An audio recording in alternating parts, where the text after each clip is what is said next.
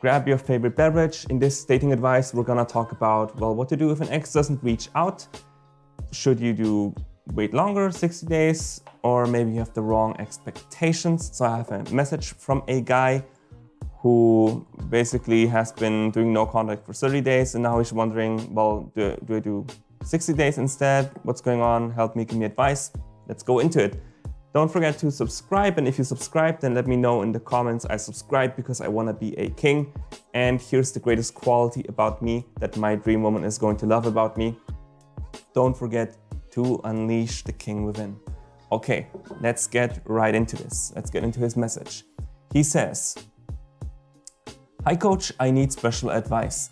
I believe that I am in a very unique situation with my ex-girlfriend, and I am one of those cases where no matter what, my ex just is far too stubborn to acknowledge that she made a mistake in our relationship."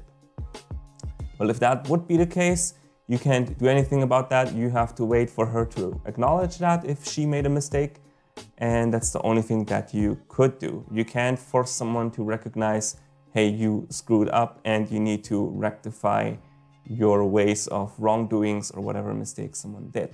That's just a little bit of advice here. He then says, "To give you a quick summary of our relationship, my ex and I had been a couple of nearly 4 years, and in the first 1 to 2 years, everything was fine.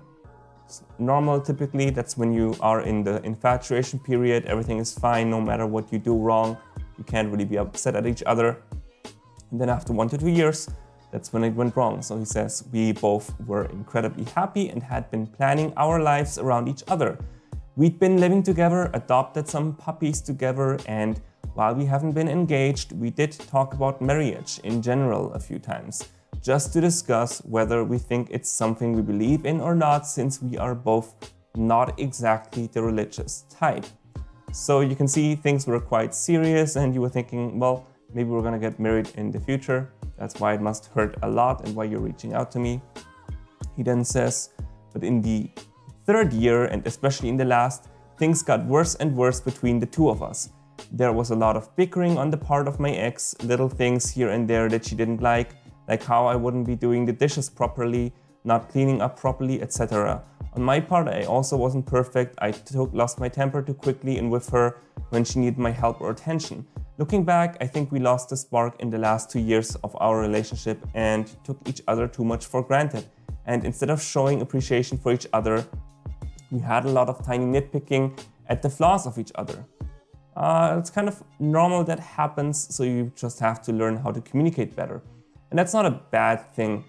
These small things or these small nitpickings here, you can work through them and figure out how to do this better in the future. So don't be worried about this. The goal is to get back together and then talk about it and find better ways how to work through these issues." So he then says, "I really regret how our relationship ended. The last months of our relationship were just plain ugly and riddled with conflict. So much fighting and resentment and tension. The actual breakup also wasn't the greatest. We had 2 dogs together and deciding who gets which dog was almost like the custodial battle during a divorce. It goes without saying, since we both really had a lot of resentment and disappointment for each other during the breakup, we absolutely did not end things very maturely and we could not see eye to eye with our dogs, but eventually we agreed on who would keep which dog." So you're probably worried because that was really heartbreaking and you think that the breakup was too awful with the dogs. I'm sure that must have been quite tense, who gets which dog, because you love your dogs. You probably both would want to keep both dogs for each other. But a lot of breakups end up like this. A lot of breakups end with a lot of tension. I think the percentage was something like at least 50-ish% of all breakups end with a lot of drama. So don't worry too much about that. He then says, "Ever since then, I've been wanting to have her back, and fortunately, I did not beg or plead a lot or anything of that nature. I think a lot of men make this mistake based on videos that I have watched. I won't say that I was perfect. I certainly tried to convince her to give us another chance initially, but I gave up very quickly after 2 weeks." Good, so you didn't make too many mistakes with begging and pleading. That increases your chances. He then says, "I guess a part of me got lucky. I don't think that I gave up because I wasn't desperate. It's more like I felt so defeated and thought that all hope was lost, that I withdrew into my own little world and spent many weeks in self-loathing and playing back the end of our relationship, almost like a movie, always trying to identify where things went wrong.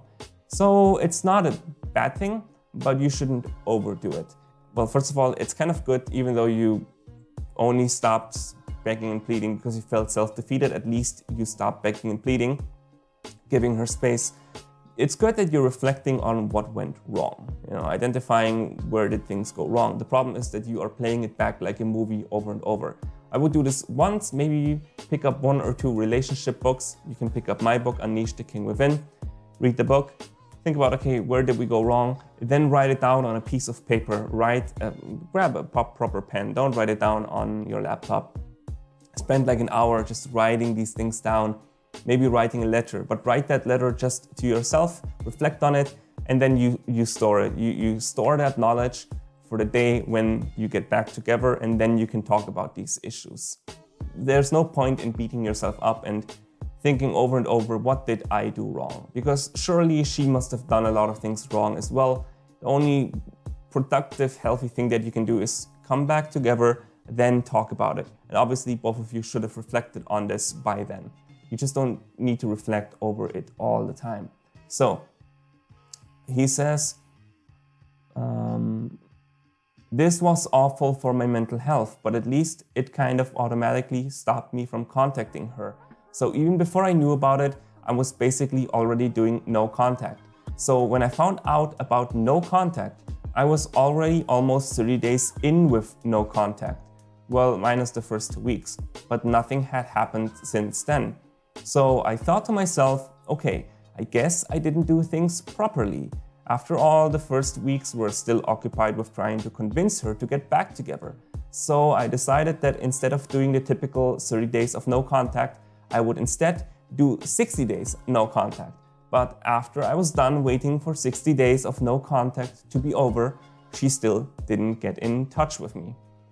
Well, she didn't get in touch with you because you can't assign a specific number to it. Some videos will say 30 days, do 30 days or do 60 days. The only reason why I put numbers in my video is because it's for the algorithm. I know this is what you people search for. And I would never suggest to do 30 days or 15 days or 60 days. The number doesn't freaking matter. What matters is her reaching out. You can't control when someone realizes, well, I screwed up. Especially women, they tend to only realize this after a while. I had a comment on one of my videos yesterday, a woman, she made a comment on one of my psychology videos about dumpies versus dumpers and so on. The psychology of no contact, and she said, no, it just matters who broke up, who dumped who. There's some truth to that, but mostly it actually is a gender-based thing that women look back on their partners not too fondly because they are more aware of the communication flaws of their partners, and so they typically think that their exes sucked. Men, not so much, because often we don't even realize why did we break up when it happened.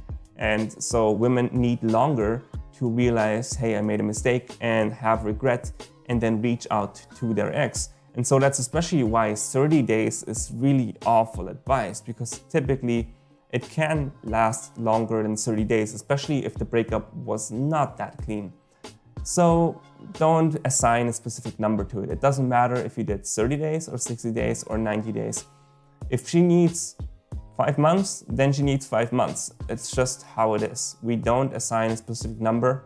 And if you assign a specific number, you don't find time to focus on yourself instead, because you're always thinking, when is she going to come back? So stop thinking about when is she going to come back, and instead start thinking about what can I do while I'm doing no contact? What can I do for myself? And well, I'm a dog lover, so first thing I would do is I would go out more often with my dog and have some good time with my dog. Because, you know, appreciate the good things in life that you still have. Well, he then says, I really started worrying about the dog being about our dogs being apart from each other and our family breaking apart. Well, I think you're more worried about the family, the life that you wanted to build with her, than your dogs. I think your dogs are going to be fine. Don't worry about that. I assume your dog isn't even thinking about it. Both your dogs aren't even thinking about the other two dogs anymore, about each other anymore. So I think you're just both thinking about each other from now and then. So don't worry about the dogs and just let time do its thing. He then says, one thing that really bothers me is that both me and my ex, we are quite the alpha male kind of people. We work a lot, we are goal chasers, and we are very assertive, and we tend to say what's on our mind. I think that's also why we clashed a lot with the criticism and the harsh words.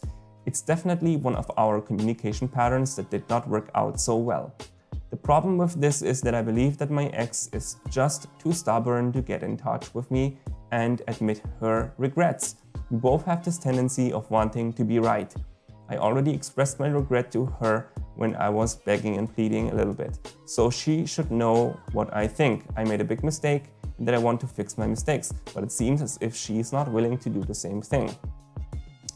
Well, you said that she was communicating some of her issues with you. So I think she is not that bad of a communicator. And okay, she is an alpha male. You both express what you want. You're very clear on this. You're kind of stubborn people, but ultimately she's a woman. What are women in general on average? They are on average much less agreeable than men. What that means is they will be less confrontational. They will forgive people more often. They will not push for their needs and for their desires and for their wants as much as agreeable men tend to do. So that's why also men often earn more than women, because we just go more for, you know, the career or the job or the interview or the promotion. We are just much more like, fuck it, I'm gonna go for it. Women, not so much. So just the fact that she's a woman, that tells me she can't be as agreeable as you, most likely. So just give her some more time. Eventually she's going to realize, excuse me.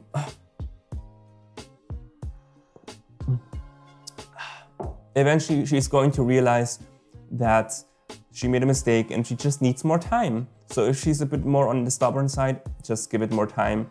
And like I said, don't give it a specific time, just wait. Just wait, she's gonna reach out eventually, because she's probably missing you. You've been together for, was it 4 years, right? Yes, 4 years. So there's a lot of attachment. She cares about you, you care about each other, and no matter what's gonna happen now, if she meets someone else, or if she doesn't meet someone else, there's no way that she won't think about you eventually and want to reach out to you and see if she can rekindle. And even if she's not willing to express her flaws yet and say, hey, I made a mistake and I want to talk about this, let's try to work this out, eventually she's gonna do it. She just needs some time to open up, and so just wait for her to reach out so that you can then open her up. He then says, to wrap it up, could it be that she is just too stubborn to reach out to me, and unless I reach out to her again, no contact is useless? I know that's not how you're supposed to do things, but what can you do when your ex just won't say they are sorry? Please let me know what you would suggest in a situation like ours. I have watched many videos online, but I just feel as if we are quite unique with our non-submissive personality types. Thanks for all the work you do and for posting videos for people like me. So first of all, you're welcome. And is no contact useless? No, because it helps her forget all the bad things. And she's probably likely going to realize over time some of the mistakes that she made. Right now, she's putting all the blame on you. That's what women do after a breakup. So no contact is not useless, especially if she's stubborn. If you reach out now and try to make things happen, try to talk to her and try to get something done that she's not ready for yet, you're going to achieve the opposite result. So the only thing that you can do is, if she's not willing to say sorry right now, you have to wait for it. The fact that she used to communicate what she wants from you tells me that in general, she wants to make sure that the relationship is healthy. It's just you didn't have the right communication methods yet. You didn't know how to communicate your grievances with each other. But ultimately, she wanted to make things work. But you both didn't know how to do it properly. Right? So there was a lot of bickering on her part, but that bickering actually is a good thing because conflict means that someone cares about you. This woman cares about you. It's just right now, she's not willing to admit that yet. So you just have to give it some more time, and that's the only thing you can do. And so while you're giving it time, while you're waiting for her to open up and to reflect more on these things, and reflecting on, well, do I reach out to him and do I say sorry? You have to focus on this one, unleashing the king within. What that means is you need to make sure that you focus on yourself. You already thought about, I think you mentioned this, that you've been reflecting on what went wrong.